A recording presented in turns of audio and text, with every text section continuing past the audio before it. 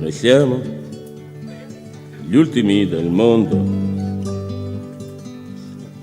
ma questo mondo non ci avrà. Noi lo distruggeremo a fondo,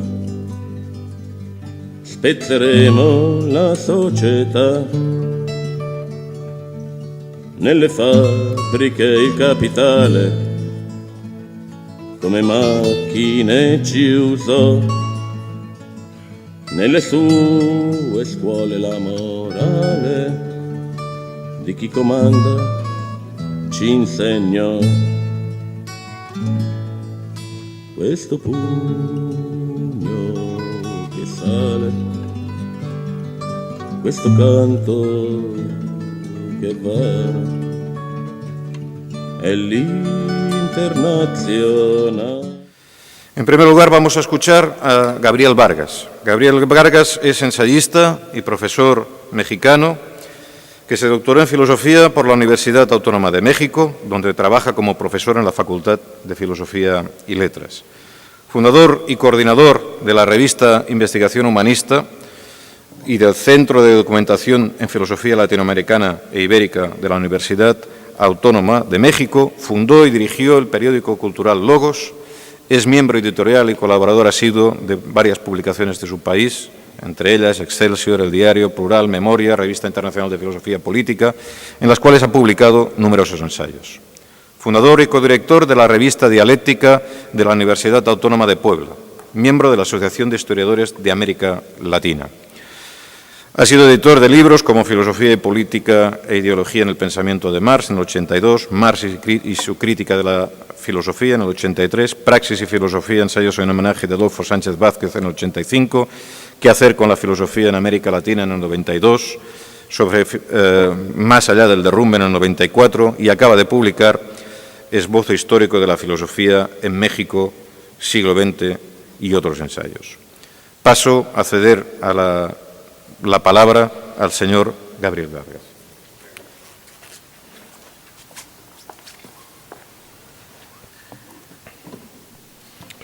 Distinguidos representantes de la Universidad Autónoma de Barcelona, de la Universidad Politécnica de Cataluña, rector de la Universidad Pompeu Fabra, vicerrectora del profesorado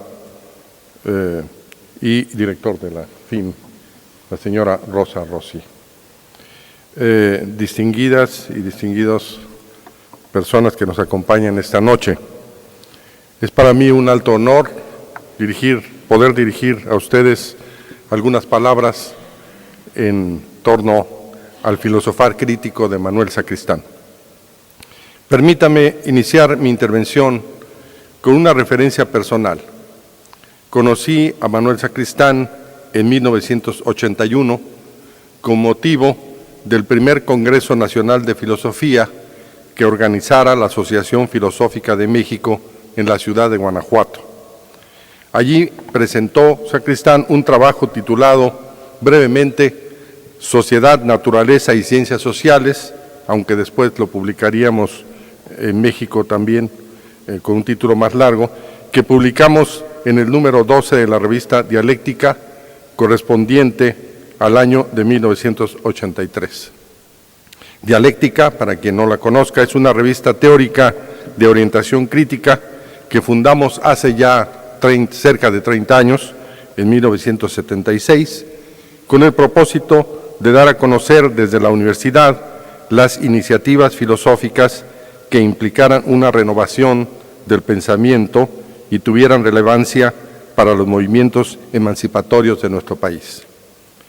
En su comunicación, que era su primera intervención personal en nuestro medio, abordaba un tema especializado, relativamente alejado de los problemas de la filosofía política y en donde planteaba la necesidad del vínculo positivo entre las ciencias naturales y sociales, que deberían rehuir, a su juicio, las filosofías de las ciencias románticas, las filosofías románticas, evaluar correctamente la problemática de la sociobiología y aceptar la importancia de la termodinámica en disciplinas como la economía.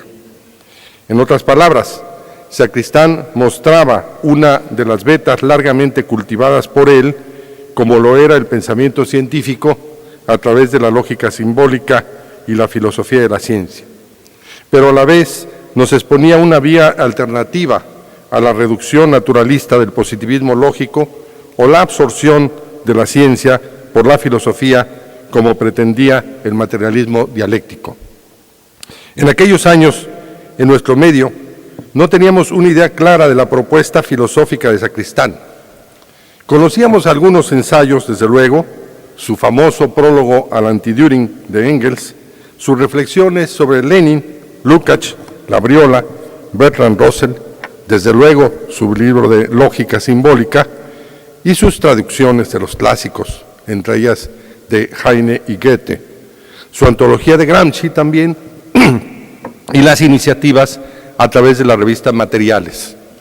Él nos dio a conocer la revista Mientras Tanto, que después leímos con frecuencia. En mi opinión, es hasta hace algunos años, debido a las recopilaciones de sus textos dispersos, que Sacristán llamó panfletos y materiales, que por cierto no tienen nada de panfletarios, de las entrevistas editadas por Francisco Fernández Buey y Salvador López Arnal, bajo el título de La Primavera de Praga al marxismo ecologista, el número especial de Mientras Tanto, dedicado al que fuera su fundador después de su muerte, los libros de homenaje a Manuel Sacristán, Escritos sindicales y política educativa, editado por Salvador López Arnal, 30 años después, acerca del opúsculo de Manuel Sacristán, sobre aquel debate sobre el lugar de la filosofía en los estudios superiores, coordinado también por López Arnal, Pérez de la Fuente, Albert Domingo Curto, Manuel Paul Vila, y recientemente he conocido las 6 conferencias sobre la tradición marxista y los nuevos problemas, que ha sido publicado con prólogo de Fernández Buey y con epílogo de Manuel Monereo, editado por Salvador López Arnal. También el excelente libro de Juan Ramón Capella, titulado La práctica de Manuel Sacristán, una lectura obligada desde nuestro punto de vista para conocer un poco más a fondo aspectos que nosotros no conocíamos. El libro póstumo El orden y el tiempo, editado por Albert Domingo Curto, y no me olvido, desde luego, de este testimonio que vamos a ver, que no conozco, pero que sé que es un testimonio, un trabajo extraordinario de Javier Juncosa en el plano fílmico. Todo ello, más este homenaje tan merecido, tan postergado y tan necesario, nos permitirá definir los contornos de su aportación filosófica y política. Pero decía que nosotros no teníamos en 81 una idea completa de su pensamiento, o por lo menos algunos de los rasgos principales de su obra, de su evolución, de los grandes tópicos, y que pudimos obtener en esta entrevista magistral que nos concediera y que publicamos en el número 13 de la revista Dialéctica, en donde accedimos con mayor claridad a su concepción sobre la obra de Marx, sobre el marxismo como teoría y práctica y sobre las necesidades que debería atender un movimiento emancipador. En forma muy sintética, porque no dispongo de tiempo para ello, diría como antecedente de esto y desde la perspectiva de México, qué era lo que pasaba en México antes de esta entrevista, que entre 65 y 75, en México y Latinoamérica, habían llamado poderosamente la atención la propuesta de Luis Althusser y su grupo, que venía a constituir, por un lado, una crítica al Diamat, pero también una búsqueda de modernización cientificista y estructuralista del marxismo. La obra de Althusser y su grupo conmovió el ambiente teórico a plantear la necesidad de profundizar en el carácter científico de Marx, del Marx del capital. En ese momento preciso, nos faltó conocer el ensayo de Manuel Sacristán titulado El trabajo científico de Marx y su noción de ciencia, en donde partía justamente del tema fundamental. no tanto qué se decía desde la tradición francesa lo que era ciencia, sino qué era lo que Marx mismo entendía como ciencia, en donde magistralmente aborda las tres fuentes de Marx: la Wissenschaft, la Kritik y la Science. Althusser, sin embargo, desvió el debate al proponer la famosa ruptura epistemológica entre Marx joven, ideólogo, Marx maduro, científico, al relegar a un segundo término su trabajo histórico, como lo pusieron de manifiesto Pierre Vilar y Thompson en su momento, y al hacer depender el sujeto revolucionario del movimiento estructural, entre otros aspectos. Empero, a partir de 1975 y durante la década de los 80, influyó en forma importante todo el debate italiano en torno a Gramsci, a la política, al sujeto revolucionario y también la influencia del eurocomunismo allá.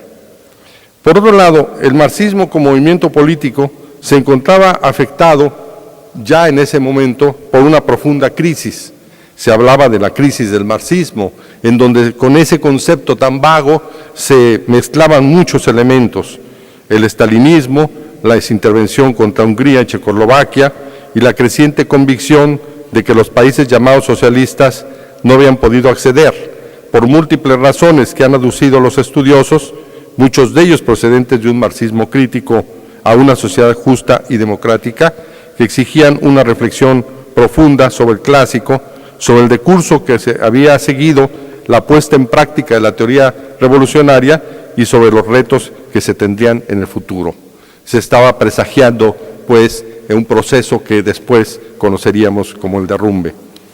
Sacristán, a través de aquella entrevista que nos concedió y que era una apretada síntesis de algunas de sus ideas principales que asomaban como la punta de iceberg, ofreció a quien quisiera verlo una interpretación del clásico con sus aportes y debilidades, así como un señalamiento de los aspectos que había que desarrollar. En el caso de Marx, había tesis evidentemente caducas y otras vigentes. Sobre las caducas mencionó su juvenil teleologismo que le llevaba a aprobar la invasión de Estados Unidos a México, aunque luego reprobara esta intervención la intervención francesa, a la que agregaríamos por nuestro lado su errónea idea acerca de Bolívar, quien después fuera puesto en su lugar por los trabajos de Gustavo Vargas y José Aricó. Pero Sacristán también menciona, como muestras de que el clásico no tenía una concepción mecanicista de la historia, su respuesta a los populistas rusos a través de la carta de Vera Zasulich sobre la posibilidad del socialismo en Rusia, y como muestra de un cierto romanticismo, el conocido texto y su referencia en nuestra entrevista sobre los atisbos ecológicos de Marx. Pero en el clásico Marx había tesis que conservaban su vigencia y central, como la intervención de las fuerzas productivas en el cambio histórico. Sin embargo, había que profundizar en dos vías desde la perspectiva de Sacristán. Una reflexión de Marx en los Grundrisse acerca del papel de la ciencia como fuerza productiva, potenciadora, como lo muestra en su libro publicado en México, Karl Marx como sociólogo de la ciencia, y en su artículo en torno al tema, ¿qué Marx se leerá en el siglo XXI? Pero lo que constituye una de las aportaciones centrales de Sacristán, desde mi punto de vista, es la incorporación de la problemática ecológica en el paradigma emancipatorio. Sacristán dice en aquella entrevista, cito: "Yo creo que el modelo marxiano del papel de las fuerzas productivas en el cambio social es correcto". Dice, la novedad consiste en que ahora tenemos motivos para sospechar que el cambio social en cuyas puertas estamos no va a ser necesariamente liberador por el mero efecto de la dinámica que ahora consideramos de una parte del modelo marxiano. No tenemos ninguna garantía de que la tensión entre las fuerzas productivo-destructivas y la relación de producción hoy existentes haya de dar lugar a una perspectiva emancipatoria. También podría ocurrir todo lo contrario. Fin de Sacristán. En otras palabras, hay que rechazar el mecanicismo, hay que rechazar el determinismo, que por cierto no era de Marx, o por lo menos del Marx maduro, y por un lado los aspectos productivo-destructivos del sistema capitalista, hay que acentuar este aspecto, y por otro del sujeto revolucionario. Un sujeto revolucionario que evoluciona, un sujeto revolucionario que se feminiza, etc. Por otro lado, Sacristán había propuesto una interesante vía de interpretación que en aquel momento no se vio clara en torno al tema difícil de la dialéctica en su prólogo al Anti-Düring, y que también se refiere en la entrevista. Como se recordará en aquel texto, considera que es necesario distinguir entre ciencia, filosofía y concepción del mundo. Cito: una concepción del mundo no es un saber, no es un conocimiento en el sentido en que lo es la ciencia positiva. Es una serie de principios que dan razón de la conducta del sujeto, a veces sin que éste se los formule de un modo explícito. La concepción materialista y dialéctica del mundo se debe sostener en la ciencia y permite una determinada comprensión de la totalidad concreta. Para Sacristán, la dialéctica entonces es un cierto trabajo intelectual que por una parte está presente en la ciencia, pero por otra la rebasa con mucho, en el doble sentido de que actúa también en el conocimiento ordinario precientífico y en otro tipo de conocimiento posterior al científico metodológicamente. Comprensión integrada de un fenómeno histórico determinado, dice Sacristán. Finalmente nos dirá: Marx ha muerto sin completar su pensamiento, sin pacificarse consigo mismo. En efecto, en la actualidad, una vez que transcurrió la fase traumática del derrumbe del llamado socialismo real en Europa del Este y la URSS, asistimos a la recuperación de la obra entera de Marx, mediante la publicación de la Marx-Engels-Gesamtausgabe, reiniciada en 1998. Resurge la riqueza de un pensamiento problemático y polimorfo que puede ser analizada ya sin los compromisos políticos e ideológicos de antaño.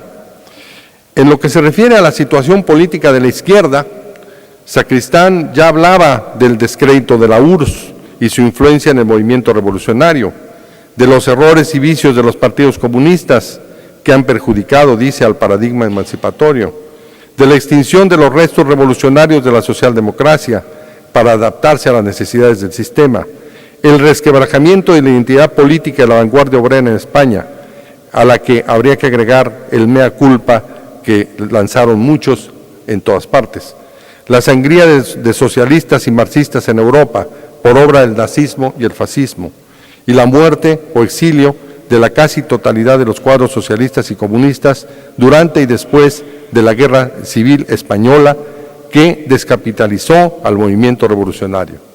Por todo ello, Sacristán dice que hay que partir de un hecho doloroso, la situación de derrota de las clases trabajadoras, pero también agregaríamos desde nuestro lado, y en el sentido de sacristaniano, el repensamiento sobre esta derrota y la forma en que esta derrota podría revertirse. Pero permítanme retomar el hilo de esta historia. El motivo por el cual realizamos la entrevista con Sacristán en 83 era la necesidad de hacer un balance del pensamiento marxiano con motivo de la conmemoración del centenario de la muerte del autor del Capital. En nuestro país realizamos un acto histórico al que se adhirieron las fuerzas políticas principales en forma sorprendente en el Palacio de las Bellas Artes de la Ciudad de México, y en el que participaron, entre muchos otros, el crítico de arte Luis Cardoso de Aragón, Wenceslao Roses, Adolfo Sánchez Vázquez. A la convocatoria acudieron miles de personas, algunas de las cuales no pudieron ingresar al teatro. En 1985, 2 años después, muere Manuel Sacristán cuando todavía no terminaba su ciclo intelectual, cuando todavía nos debía muchas obras, cuando todavía, según sus palabras, no se había pacificado consigo mismo. Y 4 años más tarde sobreviene el derrumbe del autollamado socialismo real en Europa del Este y la URSS. El panorama entonces se oscureció, no solo para el pretendido marxismo dogmático, que es una contradictio in adiectis, sino también para el marxismo crítico, que también es una contradicción. Y sobrevino un glaciar, no una contradicción, sino es una redundancia, Y sobrevino un glaciar devastador, especialmente para nuestros países latinoamericanos y los exsocialistas, denominado neoliberalismo salvaje. En aquel momento histórico singular y de enorme trascendencia, fue aprovechado por intelectuales como Octavio Paz en México para, a través de coloquios y una campaña de prensa, desarrolla lo que a su juicio eran no solo los funerales del socialismo real, sino también del ideal emancipatorio y la teoría que le había dado origen. Se confundió entonces todo, se confundió Marx, el marxismo crítico, que siempre había sido opuesto a cualquier dictadura, con el socialismo real, el estalinismo, etc. Era un todo en el cual pretendieron revolver e identificar todas las posiciones para mejor criticarlas. Muchos se deshicieron de los libros comprometedores y guardaron en una gaveta sus concepciones anteriores. Otros, en cambio, se sostuvieron y resistieron la crisis.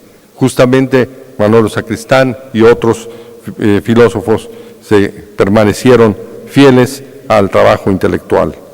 A 20 años de la aplicación del neoliberalismo, ha surgido un fuerte movimiento crítico, informe todavía, pero que constituye una expresión compleja, plural y multiforme de las demandas profundas de nuestras sociedades.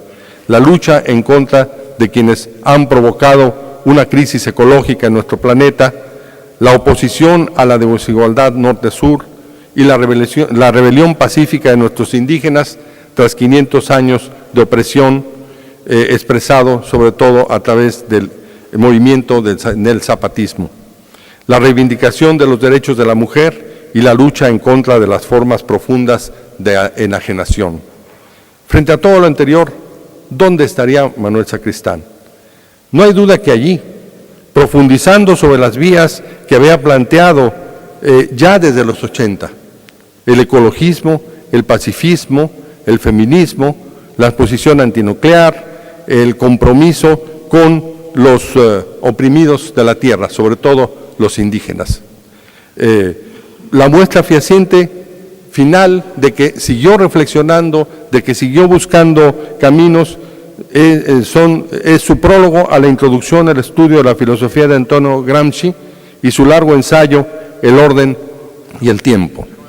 Gramsci permite a Sacristán, por un lado, identificarse con un extraordinario pensador en tiempos de crisis, de frustración y de impenetrable oscuridad.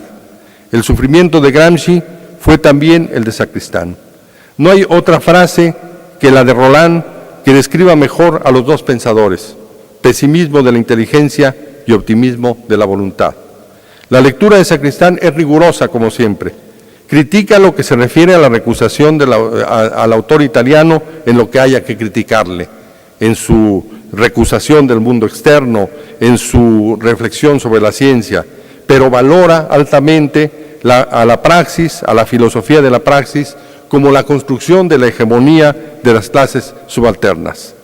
En El orden y el tiempo, que parece una corrección de la famosa obra de Heidegger que preocupara en sus inicios el ser y el tiempo, dice: en la organicidad de esa vida así entendida, no como oscura intimidad aislada, sino como línea recorrida por el centro de anudamiento de innumerables referencias objetivas, el preso, el derrotado y moribundo Gramsci consideró no solo resueltas, sino inclusive salvadas las contradicciones, los sufrimientos, las catástrofes de su existencia.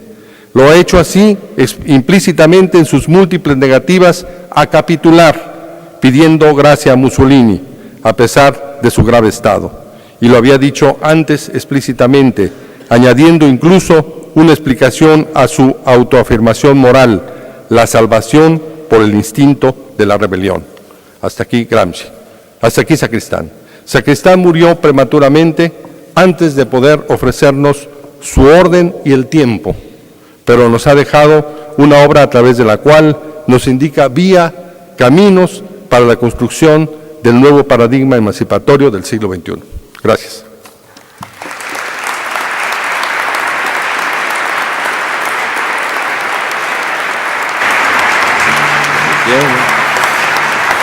gli ultimi del mondo. Ma questo mondo non ci avrà. Noi lo distruggeremo a fondo. Spezzeremo la società. Nelle fabbriche il capitale come macchine ci usò. Nelle sue scuole la morale di chi comanda ci insegnò. Questo pugno che sale, questo canto che va, è l'internazionale, un'altra umanità. Questa lotta che è uguale, l'uomo all'uomo farà, è l'internazionale, fu vinta e vincerà. Franco Fortini, 1968, 1971, 1990, e questa è l'ultima versione, 1994.